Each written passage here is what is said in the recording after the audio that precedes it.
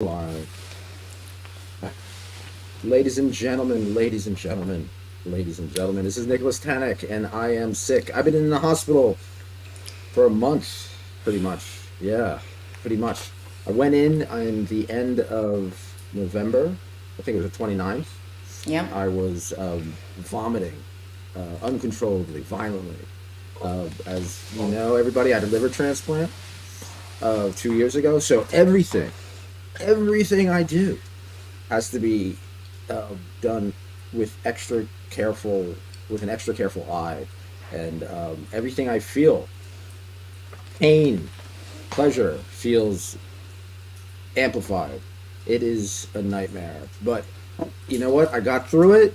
I got through the hospital. I'm out. I just got out. We'll tell you the whole story. It's very funny, but I got through it with the nursing of Nicco Noire and the kink community. Thank you so much. And this episode is for people who are in the hospital. And if you're out there, if you're watching this, you're kinky, and I know you know somebody who's sick, somebody's maybe bedridden, somebody who's just not having a good day. Reach out to them. Hopefully, this episode will enlighten us. Ladies and gentlemen, take care of the them. magnificent, yes, ladies and gentlemen, the magnificent Nicco Noire. How you doing? So, Nicco, before we get onto my thing, tell us Yes. what's inspiring you these days. What's inspiring? Your good health is inspiring me these days. No, honestly, I'm super grateful that the holidays are over. So that's very inspiring to me, and I am just looking forward to forging forward into 2024 like a crazy person. And I mean, we've got big stuff. We've got big plans this year, Nick. So you better stay healthy. You better stay healthy because we got shit to do, my friend. Yes, we do. Yes, we do. Speaking of healthy. I'm not a patient tonight. I'm not a patient tonight. I'm a kinkster, which is I'm back from the as Nicco generously, eloquently pointed out. I look like a heroin chic. You are a gaunt, svelte, heroin chic, little Solinia, and you're like my 16-year-old gold right now. People paid to have that little cut right there, Nick. So it was a nightmare. Oh my god, it was a nightmare. But like I said, thank you, Nicco Noire, for being. I lost so much weight. You called me pickled? Yeah. Yes. Yes. It's true though. Yeah. Well, I mean, it's like, okay, so you went to the hospital. You text me in the morning. You're like, I don't feel good. I'm throwing up. I'm not keeping anything down. And I'm like, don't wait. Go now, because. And then your blood sugar was crazy, and I don't know. It was really scary. And what's even scarier is you were in the hospital, Nick, for longer than, I mean, for instance, my grandfather, who's long since passed, he had a quadruple bypass 15 years ago. So that means they unhooked his entire fucking heart. And he was out of the hospital and at home recovering well before they let you go. And I just need you to put into perspective how sick you were, Nick. How important it was that you be there, and how important it was for you to get well, because that it's a big deal. It's serious. You don't just stay in the hospital. It's not a vacation. See, the reason I was in the hospital because, like I said, violent nausea. Sarah, Sunshine and I went to the hospital. We were supposed to go to University of Penn, right? And because I got my transplant, University of Penn, we went to another one in New Jersey that was closer because it was emergency. I was vomiting, so they kept me there for 2 weeks, loaded up on morphine. Right, so I'm there. I'm in the hospital. They put the tube in my nose, right, all the way down. Right, so I'm sitting there for a couple days, tube in my nose. As soon as I'm there, though, Dilaudid. Now, I don't know if anybody who knows anything about opiates, but the movie Drugstore Cowboy, Dilaudid was like the holy grail of opiates before fentanyl came around. You know what I mean? Right. And Right. so I was stuck, and I think it was mainly due to red tape. University of Penn or Penn Medicine wanted me, but there wasn't rooms. Especially during the holidays, all the rooms are booked, all the beds are booked. So I was there for 2 weeks, stuck to tubes, and all I had was my imagination, and all I had was the people who loved me, my friends, my family. Sunshine was there, and Nicco Noire was there.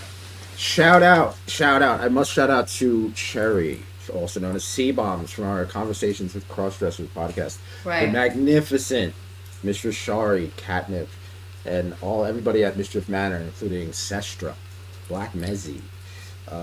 I want to give a shout out to Sunshine. I want to give Sunshine was I want to amazing. I give got a stories shout about out to fucking Sunshine because listen, when I'm in Texas, you're in Jersey. So it was stressful. It was stressful not to know what's going on with you. It was when the people that you love and that you care about are sick or ill or hurting or whatever, it puts you in this state of heightened just everything. And Sunshine came through like gangbusters. This woman did not fuck around even kind of a little bit. She texted me every single day with an update on how you were, regardless of whether or not I talked to you. And she did it. And all I have to say is thank you very much for that because it was so. It was just. I can't tell you how relieving it was, and Sunshine couldn't really be a more appropriate name. Truly, like what array of goodness to come into your life to be there and help support you. Fuck, that's all I have to say. This woman, she knows me Taking and this has off. accepted me, and that's what. Oh. That's what, like, people in the kink community, you find someone, you meet someone, and you can accept them for who they are, and that's what she really did. So, she knows I have a lingerie fetish and a fetish for high heels and stockings and garter belts, and I am pretty much. I can barely speak now just looking at you, Nicco. You're the pantyhose princess. We did a pantyhose show. So Sunshine comes in. Garter belt, stockings, everything that works underneath her regular clothes, regular clothes, just to tease me, just to keep me going, just so I love whatever that. illness that I'm dealing with at the time, fuck that. I have to get better. I have to go home and lick pussy. That's what I have to do. I'm glad to see that you're prioritizing because honestly, I mean, get rid of the appendix and bring on the pussy. Thank you, Nicco. I just thank you. And then now everyone's saying hi, Stan Vladimir, hi Sunshine. Also, Yeah, Vladimir, everybody, say thank you to Sunshine. If you're gonna write in, you're gonna call in, whatever. Fucking before you say anything, say thanks, Sunshine, and then whatever you were gonna say. That's what I think. That's what Nicco says. So it got to a point, right, where I like to think that she kind of snuck in. 8 o'clock is the time limit. As soon as 10 o'clock comes around, 10 p.m., they're like, are you supposed to be here? Like, yeah, I'm supposed to be here.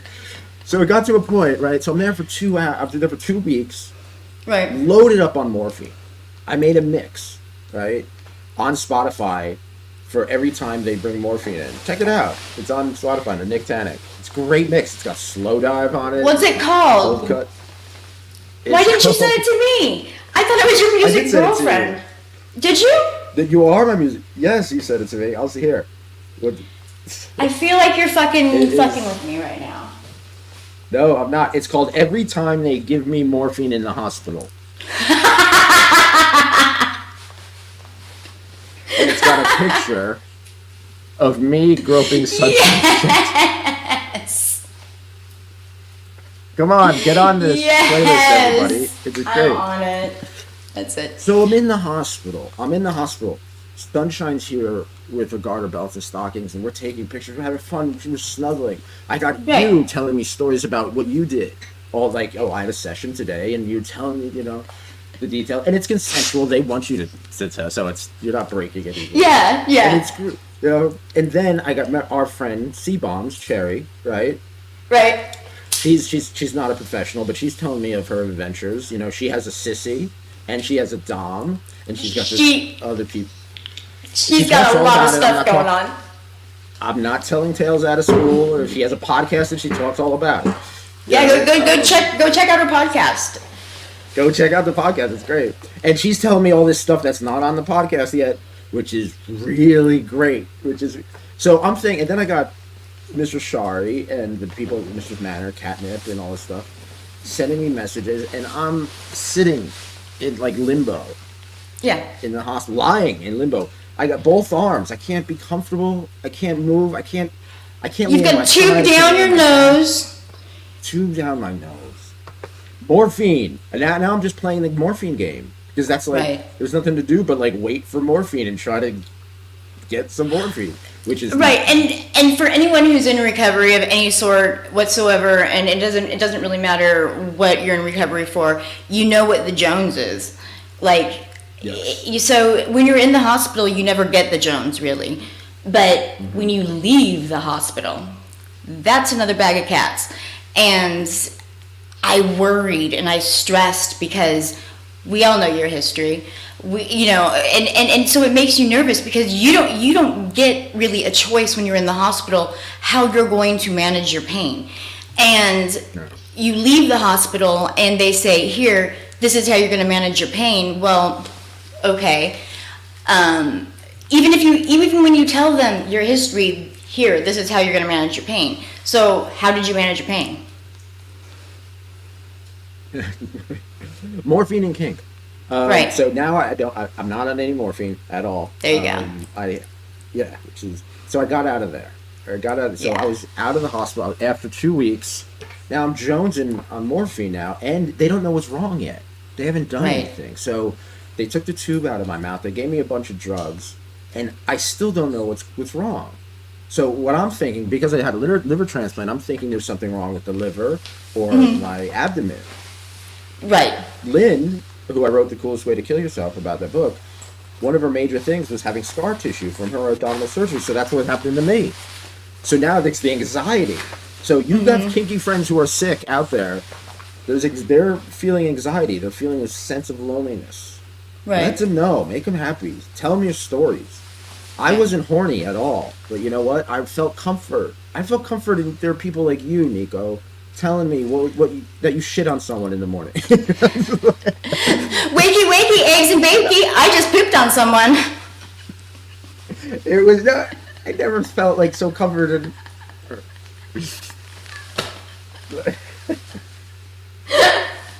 Ta-da! So I'm out. I'm out. All right, so I'm out of the hospital, the local hospital. I have an appointment to go to University of Penn, right? To Penn Medicine.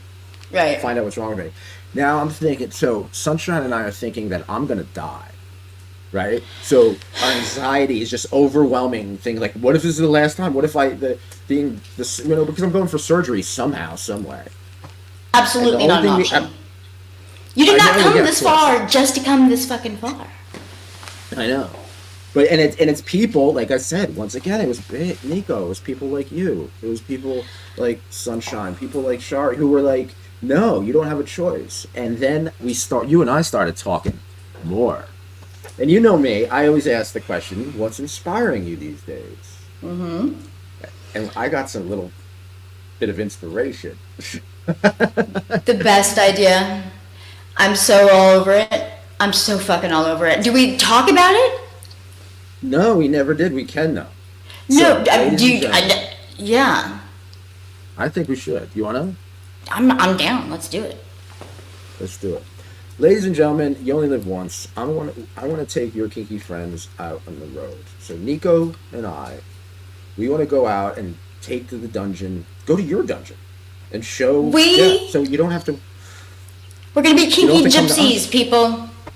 The Kinky Yeah, we're gonna Caravan. start a kinky caravan.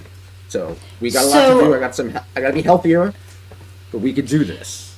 So if you watch this show, you've been on this show, you like this show, you're anywhere between New Jersey, Texas, and California, you want to be featured on this show, you want to be featured on a future show that Nick and I have together called Gab. I will book sessions at your dungeon. I will do doubles, whatever. I will promote the shit out of your establishment. So if that's something that interests you, contact Nicholas Tanek or myself, Nicco Noire. And yeah, that's all I have to say about that. Yes, and I that kept me going. And seriously, the thing, it's the ideas, it's the brainstorm, the fact that we have dreams at all. And even if we don't pull it off, the fact that we're talking about it, and the fact that we can pull it off, that it's practical, we could do this. We can. We can We're gonna totally need do your help, this. people. We're So gonna need when your I help. was, and what just so everybody knows, when I was in the hospital, Sunshine set up a GoFundMe. It's legit. It is real. I need health insurance. I can't interview these people. I'm not trying. I don't ask for money. I hate asking for money. I'm not the thing. I don't want to exploit anybody either. But in order to do this, we need money. So we need anything. We need cash. We need. I'm gonna need health benefits, and but just basically money for. We need art. We need editing. We need anything way you can contribute. Please contribute. We need you now more than ever. Absolutely. And we will bring the Kinky Caravan to you, and you know, we'll give you a place on the internet in front of the entire world to promote your product. So, you know, think about that. On a side I note, just- Mark Hubner says, "I love very ticklish woman and beautiful feet. You got this." Okay. Now, when I was in the hospital, I wasn't tickling anybody. Oh wait. Ta-da! You're welcome. First one's on the house. Do I Your like name- ball busting? What's your favorite? What's my favorite way to what? I can't see it. Ball busting. What's your favorite way to? With my feet, I like to take a running start and I want you to think about like anime ninja. That's me on your balls.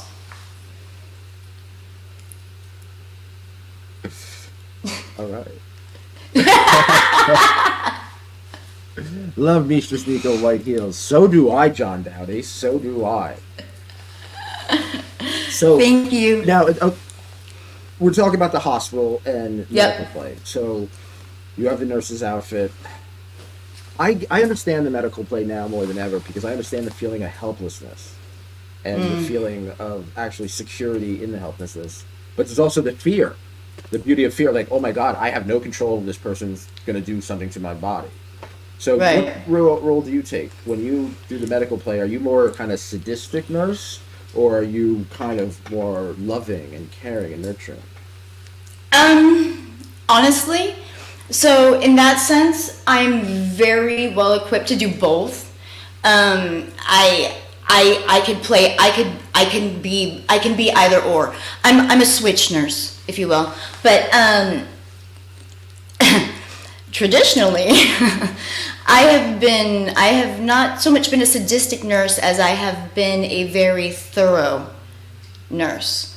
I make sure that nothing goes unseen. There is no crack, crevice, freckle, mole that I don't end up having some sort of very, very intimate knowledge of it by the time I'm done.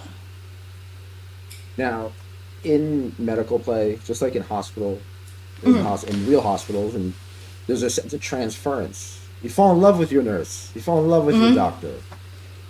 Stuff like that. Do your patients fall in love with you? I mean, how do you handle that? Well, again, I guess it depends on the patient.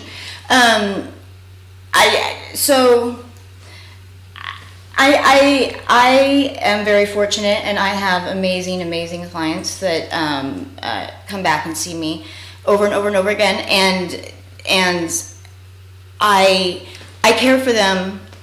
You know, you build a rapport with these people, and those become your kinky friends, and that's the thing that I don't know if people realize is, you know, I'm a dominatrix, I'm a mistress, I'm generally a giant secret, but I'm a secret of all things. Do you know what I mean? So it's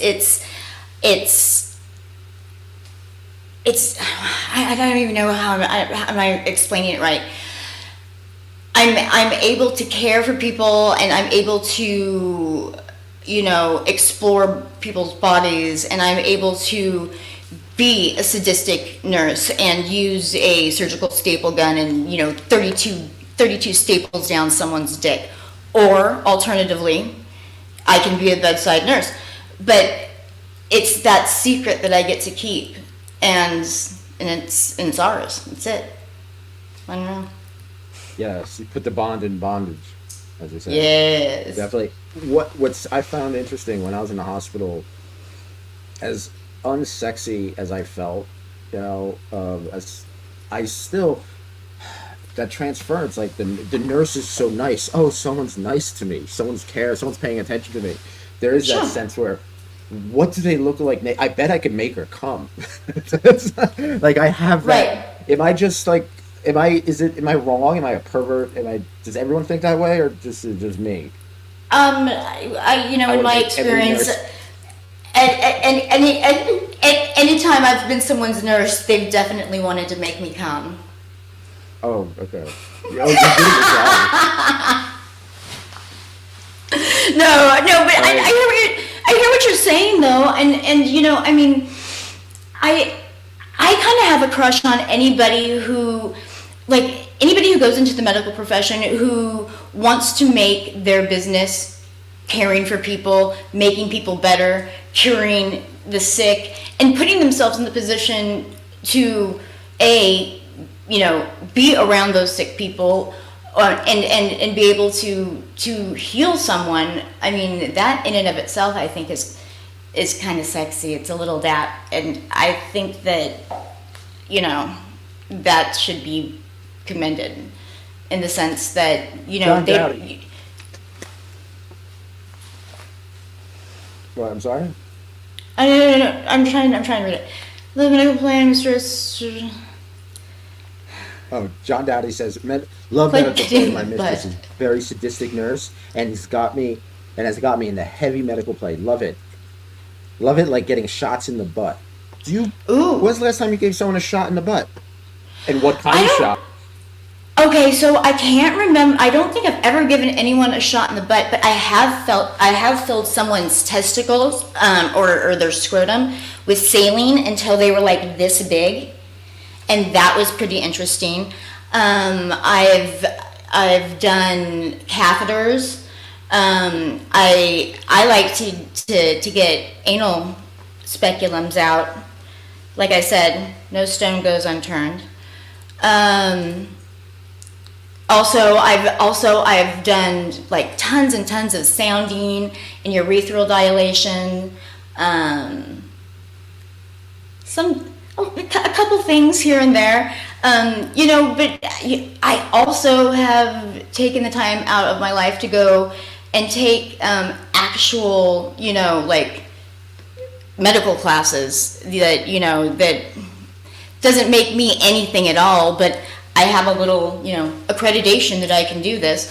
And, you know, that's just for the benefit of knowing what the fuck I'm doing. And I think that should be something to hit on, is that if you're going to engage in medical play, please do yourself and your sub and a favor. Know what you're doing. Don't just think that you know, because you could really fuck somebody up. Sounding doesn't sound like a big deal. You're sticking a metal rod down someone's urethra. You don't know what you're doing. You could fuck somebody up. And there's tons, I mean, it's you know, it's common sense. So be better. Go get a little bit of training. It doesn't take a million years. It takes literally like 6 hours of your life. Big fucking deal. Especially just basic anatomy is Totally. something I think people should know. Totally. When it comes to when you're sick, here we go. Everyone's sick. No one's healthy 100% of the time. You know. So when you're sick, what's your comfort? Oh my God. Well, first of all, let me start with, I am the world's worst patient ever in the history of the world. I hate everybody, and I'm pretty sure that everybody will eventually hate me. My comfort is solitude in when I'm sick, and it's probably safer for everyone involved. I am a monster when I'm sick. I'm just a miserable person, and people will be like, I haven't heard from you in like a week, and it's like, yeah, because I just, you know, if you don't have anything nice to say, and I mean, I literally say not nice things for a living, so it's like that. I know exactly how you feel. No, I was the same way, because it's weird. I find comfort in the friendships and the connections and the love that I get, but there's also the sickness where I just want to be alone. I just don't. Yeah. I feel comfort that you know, and I seriously do. Oh my God, I cherish this, but it was also, I was sick and I just want to fucking be alone. I just want to listen to stand-up comedy or something. And it's not that I wouldn't appreciate and understand the sentiment of somebody saying, hey, you know what? I just wanted to reach out and make sure that you were doing all right. Can I buy you some soup? Which, by the way, I had a wonderful, wonderful client, you know, I was dog sick. This is back before Christmas. Send me some beautiful pho a couple days, and it literally healed me, I think. But yeah. Well, it's not lost on me, but at that point, if I'm sick, you know, yeah. See, I'm not a dominatrix, so I don't have people sending me presents all the time, and not like you. When you're sick though? When you're sick, I sent you presents. Oh no, you did. You sent me flowers. Oh my God, you sent me flowers. No, but like, you're the only person who sent me stuff. And Luna, shout out to Luna and Shari, they sent me stuff too. But I'm in the kink community. I'm not the average. I'm not like a typical person. You're not an average person. No, either. you're not a typical person. So what are some of the presents that you've got when you were sick that you remember? Not necessarily fancy. I'm talking something that hits close to your heart. Well, I've gotten some pretty fancy things. I've gotten lots of beautiful bottles of perfume. I got a really nice hot water bottle warmer for my tummy once. I've gotten slippers before. I have a wonderful sub that keeps me in a constant supply of sweater tights. So I will never ever be cold from the waist down for the rest of my life. So thank you for that. You know, I mean, I've been gifted some pretty outrageous things in my career. Mistress Jennifer, shout out to Mistress Jennifer. Subs can be wonderful when sick. I had subs drop groceries at my door. So kind. That's wonderful. Here's a question. What do you do when your subs are sick? I know some of them don't want to be forgotten about. Some of them want to be dismissed and being like, I'd be pointed at and laughed at when they're sick. But others don't. So how do you treat it? Well, okay. So for instance, I have a sub right now. He is very sick. He just had surgery done on his throat over here concerning his thyroid. He had some cancer removed. And he's very, I mean, it was like life or death stuff. And he still has a very long road of recovery ahead of him. And it wasn't even 2 weeks of him being out of the hospital. It reminds me of you, Nicholas. It wasn't even 2 weeks, and he contacted me, and he was just like, so I'm fucked up. I'm super fucked up, but I just need to let you know that my dick still works. And I'm like, well, thank you for the update. How's but what's going on with the cancer? So, you know, that's the thing is, they're always on the back of my mind. I reach out, you know, very briefly. I don't want to put the burden of submission on them when the burden of healing should be what they should be concentrating on, not me. I mean, they can concentrate on me later, but for now, they should be concentrating on being well. Stan Vladimir asks, what inspired you to do medical play? And what is your personal favorite part of medical play? It could even be an item or a procedure. So why did you get into it, and what's your first one? Well, I'll be perfectly honest with you. One of my first real exposures to like hardcore medical play was with a double with another mistress named Miss Kate West. And I walked into a scene where she had a man in the medical room, legs up in stirrups. You know, he had the towel up over his head so he couldn't see what was going on. She had her fist all the way up his ass to about right here, and she goes, "Go get the sounds, the biggest one they have."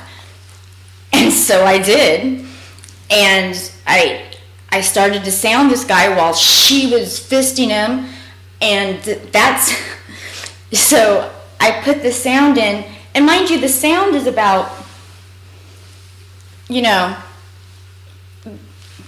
yay big.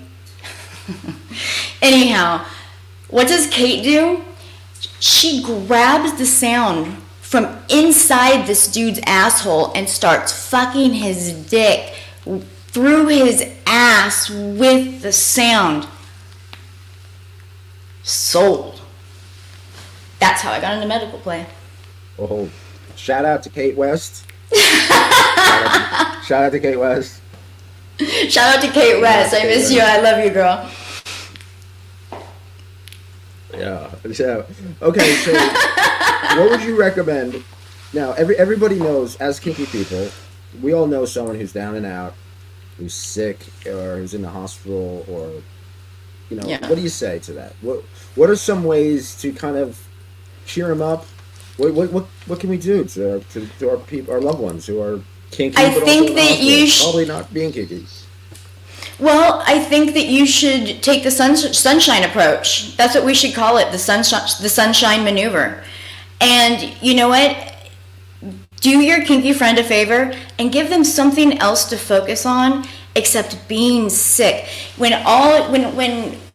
like, I thought about you so much, Nick, thinking he has fuck all to do except sit in that hospital room with tubes and shit and this and that coming out of his body, and doctors coming in and talking over his head and telling him this, and he's supposed to absorb all this information, but he's supposed to sleep and get some rest, and they're coming in and he can't eat and he can't shit and he can't do this, and he's in this room, and like, hospitals are fucking weird places.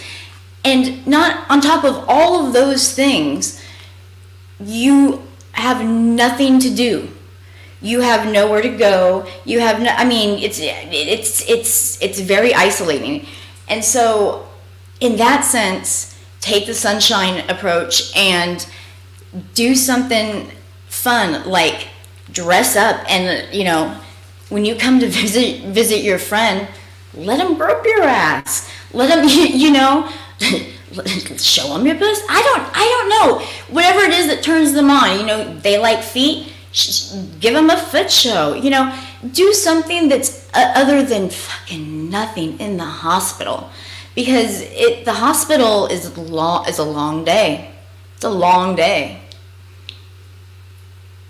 And you have stories, Cherry would tell me stories about her escapades. Charlotte would Yeah. tell me stories about her escapades. You would tell stories, and even Sunshine, garter belts and stockings. All I look like Gollum from Lord of the Rings wearing that robe.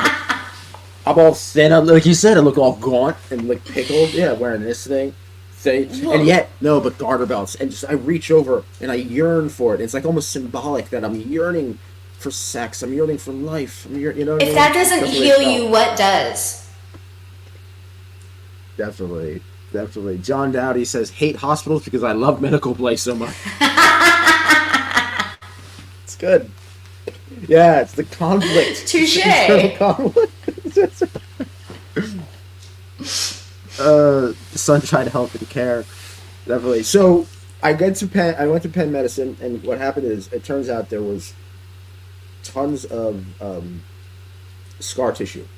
Like, and think of a hose, and all that scar tissue that happens to 40% of everybody who has any kind of abdominal surgery. My case was a liver transplant. If you think of a hose and that gets blocked up or stepped on or folded, and a little Right. perforation happens, and that little piece of water that goes out of the hose, that's what Yeah. happened to my stomach. And that all that stuff that came out got onto my appendix, made that basically burst too. So they took out all the scar tissue, they took out the appendix. I went under surgery. I talked to you right before surgery. You were the last person I talked to before surgery. And I'm crammed in with this anxiety and this information saying that I may not survive the anesthesia. I So know.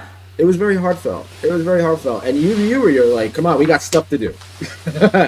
We have So things I to think do. You just need to I wake up and yeah. I'm like, wakey wakey. You don't have an appendix anymore, fucking minimalist. yeah, right? Sorry, nurses turn me on so much, John Daddy. Yo, yes they do. Yes they do. And on that note, it's a short like I said, we do have plans. Nicco Noire, you are Nicholas stunning. Tanek, You are it yes. seeing you well and out of the hospital is absolutely perfect, and we do have shit to do and you need to be well. Well, thank you very much. And everybody out there, please donate to the GoFundMe. It's in the comments. Uh, we're gonna need help to keep this running, to keep interviewing people. I love you. We I love love you you. too. And happy New Year, everybody. Stay kinky. Stay kinky.